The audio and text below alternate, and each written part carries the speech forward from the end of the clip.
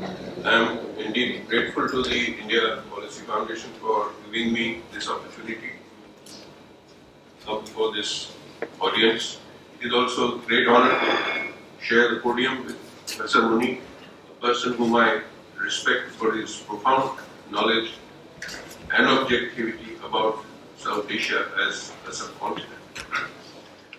I will focus mainly on domestic issues. The introductory remarks covered a wide gamut of geostrategic issues, but I will talk more about the domestic problems that face Pakistan. It has been customary of late, as the Chairman also pointed out, to describe Pakistan as a failing or a failed state with dysfunctional institutions, a collapsing economy, rogue Islamic radicals in civil society and within government institutions, an incoherent political leadership under the vice-like grip of army generals bent on maintaining their grip on decision-making areas, especially in strategic policy and governance.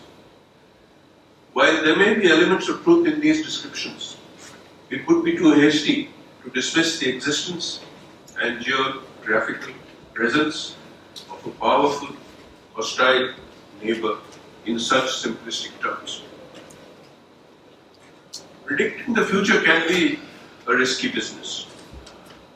I shall try briefly to look at some key factors which could determine Pakistan's future course: the economic, civil-military issues, trends in Islamism, governance, institutions of resilience which may enable Pakistan to muddle through in the years ahead.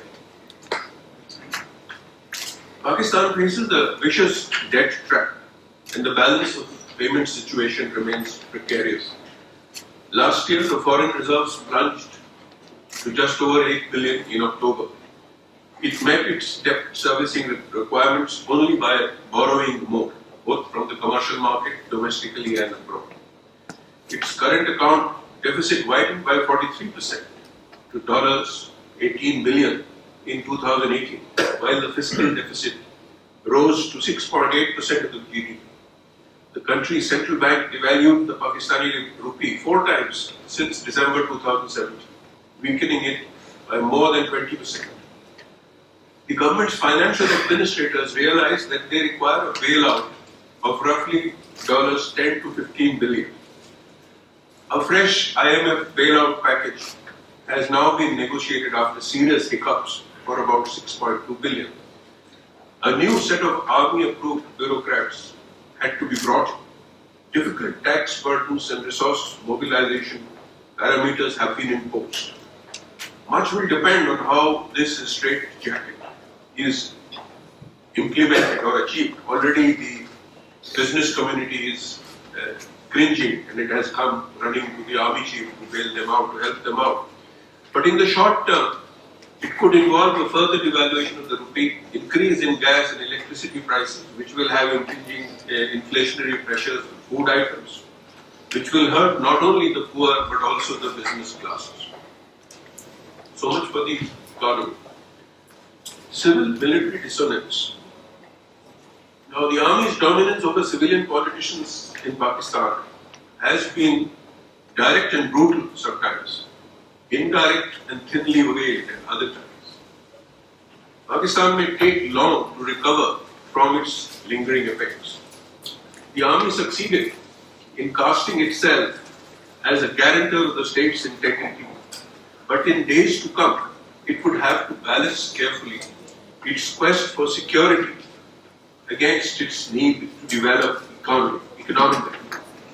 The country's leadership, both civil and military, may require to ask themselves if investment in defense has effectively purchased its security. Pakistan's military doctrine, such as it is caught between the rock of India and the hard place of its internal threats and economic difficulties. Coping with militancy in the federally administered tribal areas produced massive changes in the mindset of the Pakistan military. This is not realized very much here in India, particularly among its younger officers. all younger officers received battle inoculation in counter-insurgency operations in the Far East, known as COIN operations. Their perspectives, as a result, changed somewhat. Inbred terrorists who started attacking the army became the arch enemy, not India alone.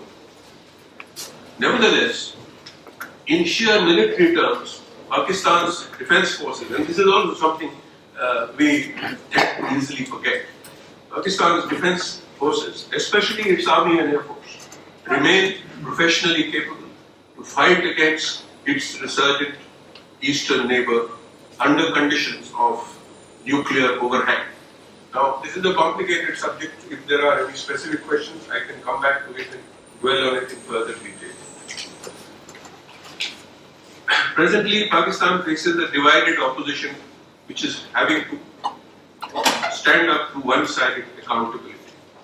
The one silver lining lately has been the relatively smoother relationship so far between the civilian PTI government of Imran Khan and the army leadership.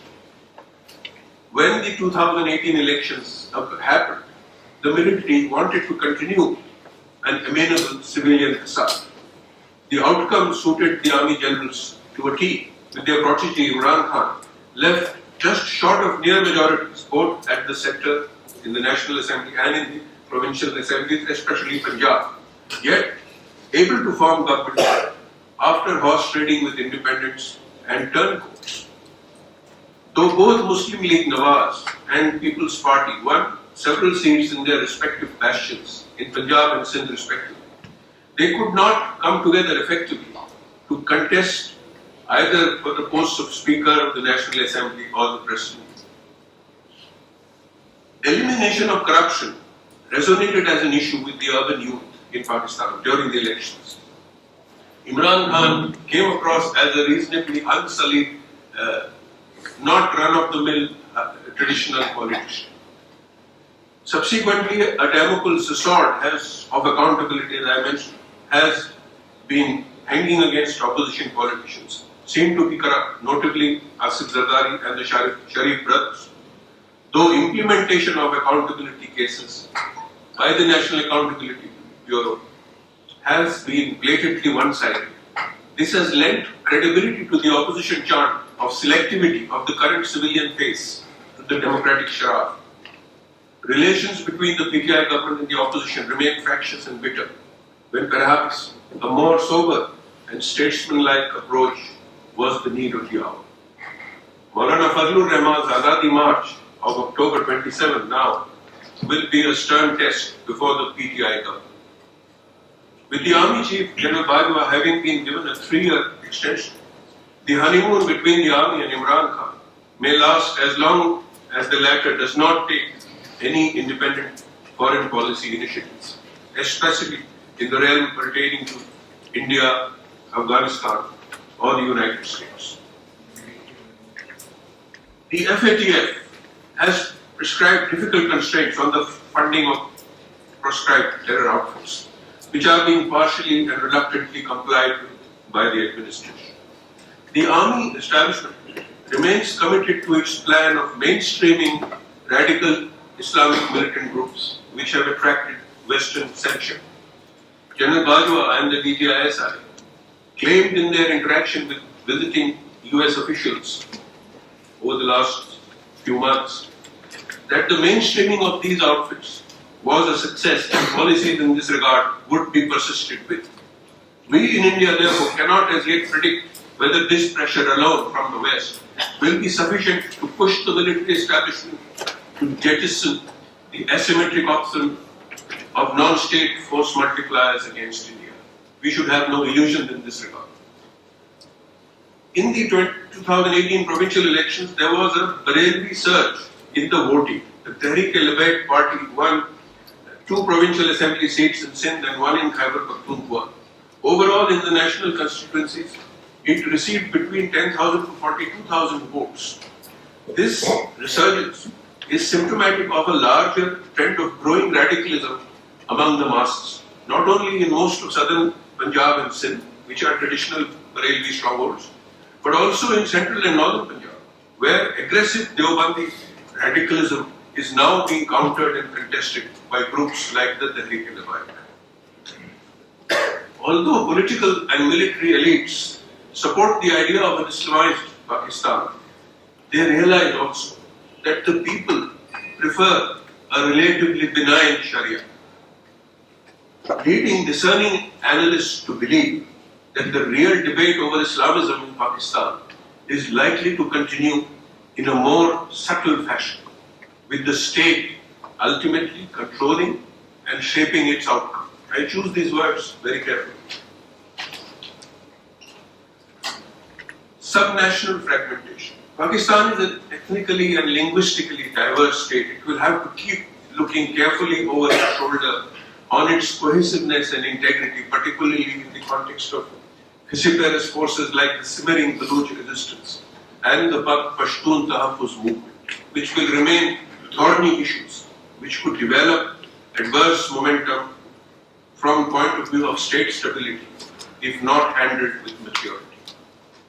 Environmental degradation, water resources scarcity and climate change will also pose serious challenges, but I believe they alone may not push the country towards the abyss which some Indian analysts predict.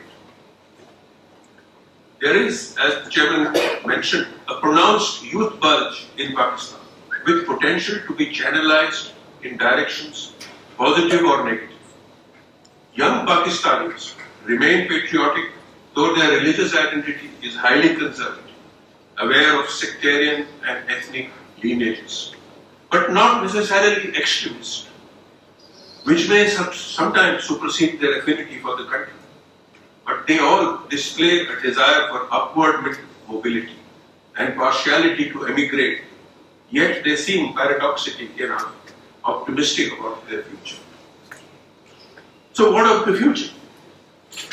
As I see it, the current center-right government of Imran Khan could hang on in power yet for a while, where a strong military and a weak civilian puppet remain on the same page.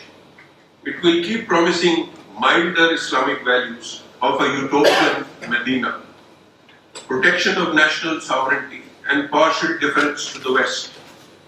Economic constraints will be sought to be managed through a renewed strategic partnership with the United States, with Chinese and Saudi largesse providing occasional, if inadequate and temporary relief.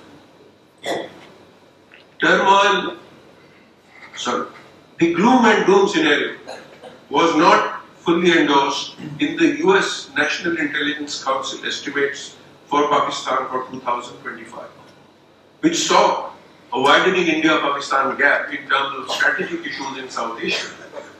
This would be, however, they cautioned, accompanied by deep political, economic and social disparities in both countries, which could have destabilizing impact. Pakistan will be more fractious, isolated even, and remain dependent on external financial aid. Turmoil in Afghanistan and Kashmir could have unpredictable spillover effects, though aggressive, preemptive, retaliatory action by India. Again, these are words I have chosen with great care. Aggressive, preemptive, retaliatory actions by India or frequent political rhetoric in this regard may prove to be counterproductive.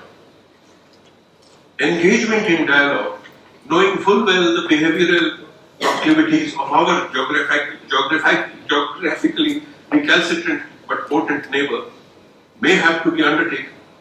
In the long term, India has to see a stake for itself in the survival of a moderate, stable Pakistan which moves ever so slowly towards a more acceptable form of democracy. Thank you. Thank you. Thank you, Mr.